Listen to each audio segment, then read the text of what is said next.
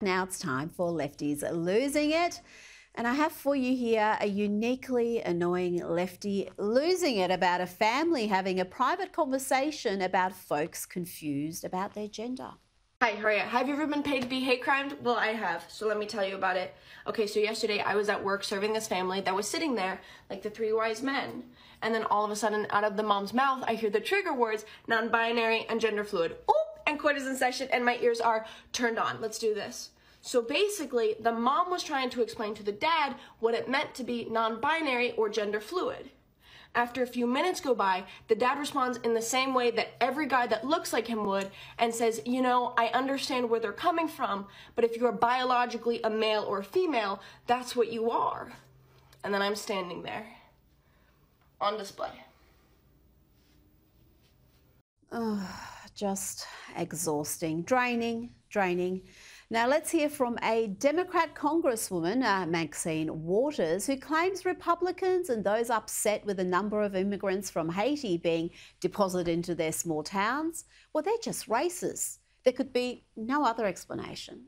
Well, let me just say this, that Haitians have been the victims of, not only our country, but Canada and France for years, historically. They're black, they're poor. It's the poorest country in the hemisphere. They have been exploited, and it continues all the time. Yes, I think they're treated differently because they're black, because they're Haitians. But here is a local in Springfield, Ohio, who doesn't really see it that way, and he doesn't exactly fit Maxine Waters' white supremacist race baiting talk. Let's hear from him. I think it's like kind of odd that like a guy like me has to come out from doing what I do on a daily basis to have fun, because I see what's going on in these streets, and I see you guys just sitting up there in them comfy chairs and suits, and I'm getting out here every day and I'm broadcasting this, and you guys are just sitting up there in suits or something. Like, I really challenge you guys to get out here and do something. These Haitians are running into trash cans. They're running into buildings. They're running into, they flipping cars in the middle of the street. And I don't know how, like, y'all can be comfortable with this. Like, I don't know, like, who's getting paid from it. I honestly feel like someone's getting paid from it in the background. You got a bunch of people on a bus getting dropped off at a gas station to come down here. I know a single mom that FaceTimed me this morning at the welfare office that really need something. And it's nothing but immigrants over there. And here is Kamala Harris taking credit for giving temporary protection status to over 100,000 migrants from Haiti. That is why also, starting with our administration, we gave TPS, temporary protected status, to Haitian migrants, 55,000.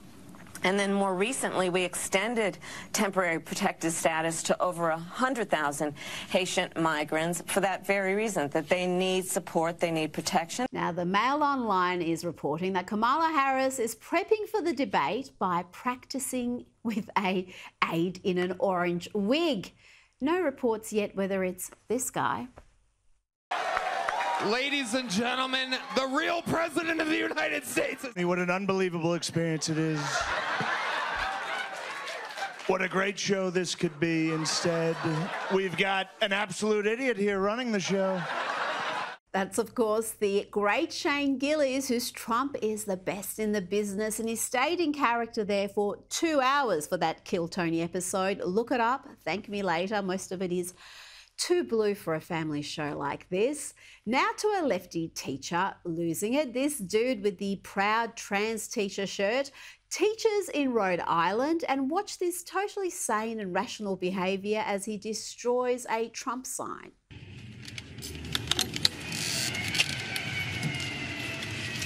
Yes, my name is Henry Gardner, and I work at the Trump store on Post Road. Hit me with that. Guy out here threatening my life. He's got a piece of wood trying to hit me, and he's trying to tear my signs up. Okay.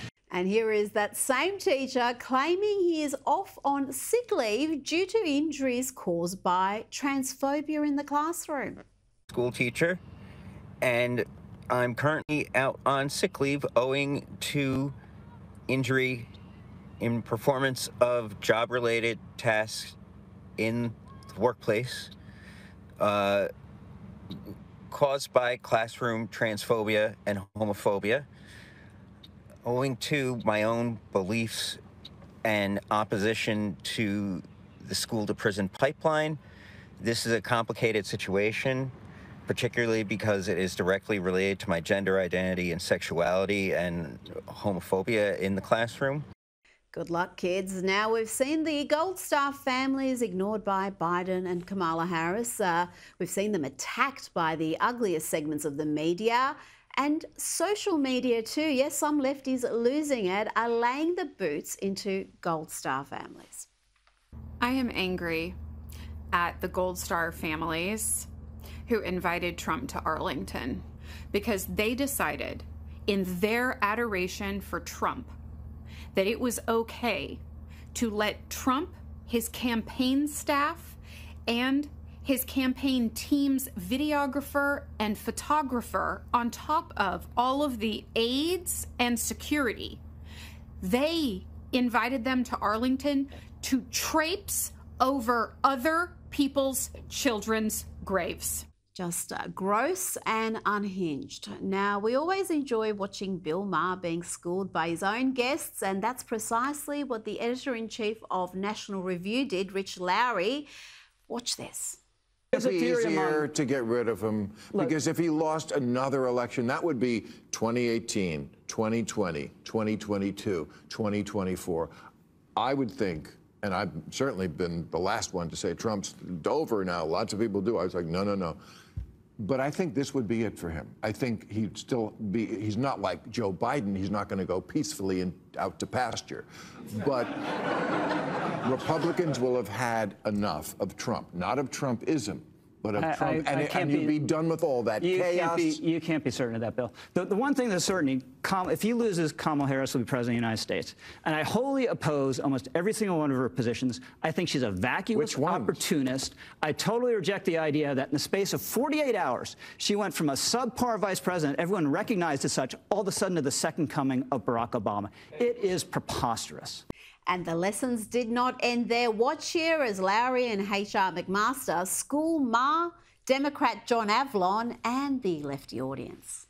We've got one guy saying we should pull out of NATO, right? We should not. Putin can do whatever the hell he wants. Basically, giving a yellow light to China on Taiwan. I mean, the autocratic alliance you warn about is in many cases rooting for Donald Trump because they think it leads to American division and decline. But the fact is that right now, if you're strong on national security, one party's leader seems to be trying to weaken NATO, and the other party has expanded it and strengthened it. Except he's supposedly forced by Trump to do a withdrawal. It was done badly. Was totally incompetent, dishonorable, a disgrace. His presidency has not recovered from it since, and our position abroad hasn't recovered from it. And I think you can draw a direct line from that disastrous, humiliating withdrawal to the reinvasion of Ukraine in February of 2022. I mean, I think what's weakness is what is provocative is the perception of weakness.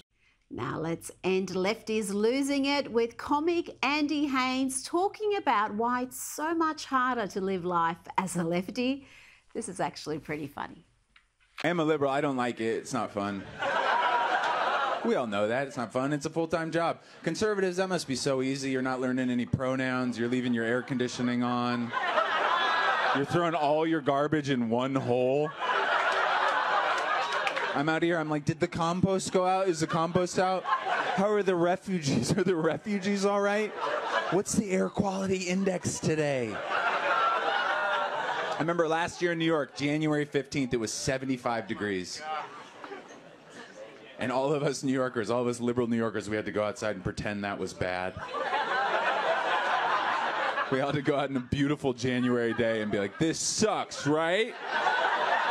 Climate change. I'm in a t-shirt. This is awful.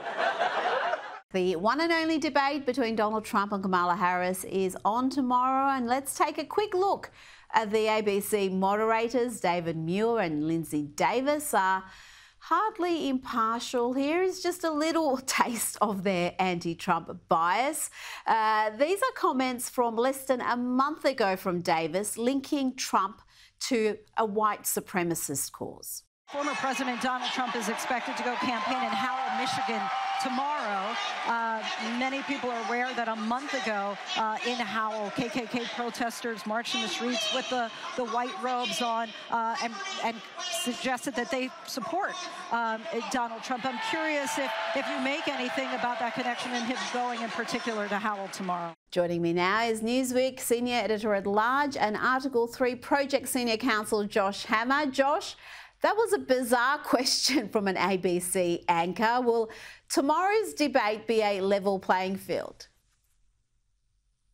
Probably not, if I had to guess. I mean, ABC News, of course, would be the same American media outlet that hires George Stephanopoulos to anchor its Sunday news show. The people will probably recall that George Stephanopoulos was one of the preeminent Clinton campaign staffers, along with Jimmy Carville, back in 1992. I mean, he is about as partisan a Democrat as it gets in all of the mainstream corporate media. This is not an objective outlet at all. Actually, Rita, if I think back, it was on the precipice of the 2020 presidential election. Wisconsin has become one of America's foremost swing states.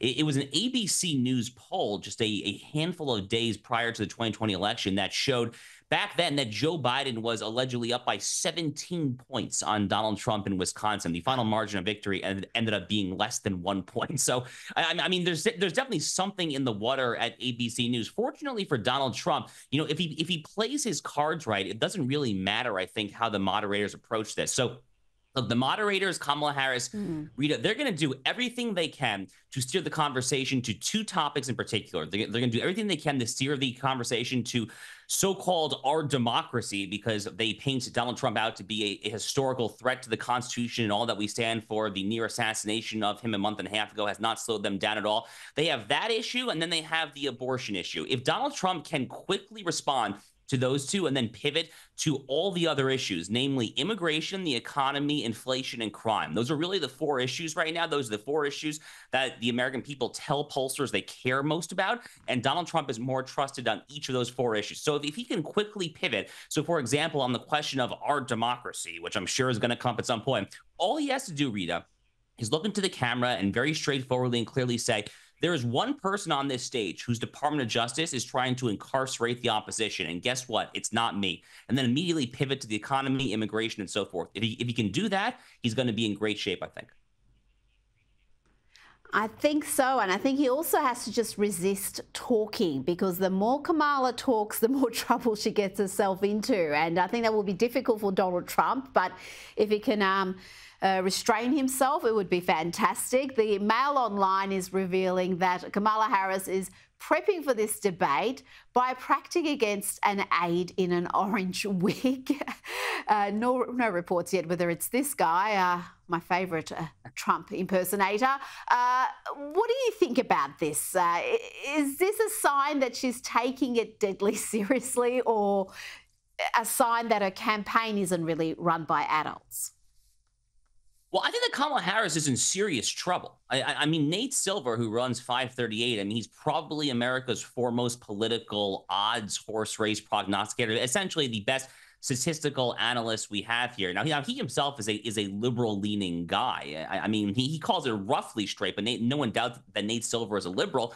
You know, his model actually just a few hours ago actually changed to Donald Trump having about a 65 to 66% chance of winning the election. In fact, according to Nate Silver's current model, Donald Trump is favored in literally every single swing state right now: Nevada, Arizona, Georgia, North Carolina, and all three of the big Rust Belt states of Wisconsin, Michigan, and Pennsylvania, especially Pennsylvania, which is the largest electoral college prize of them all, of all the swing states. So Donald Trump is actually in very good shape right now. And you know, there were a lot of people, Rita, who after they pulled the bloodless coup of Joe Biden and inserted the cackling communist from California, Kamala Harris, in Joe Biden's stead, there were a lot of people who started freaking out. Yes, the polls tied in there. You know, I have to say, I don't want to pat myself in the back too hard, but I was not one of them, because as you just said, the more people that actually listen to and hear Kamala Harris talk, it's like an immediate repulsion. I mean, it's like oil on water. The woman is just not likable. And she's obviously been profoundly terrible as an actual leader. You know, she's been vice president of one of the worst administrations in the entire history of the Republic.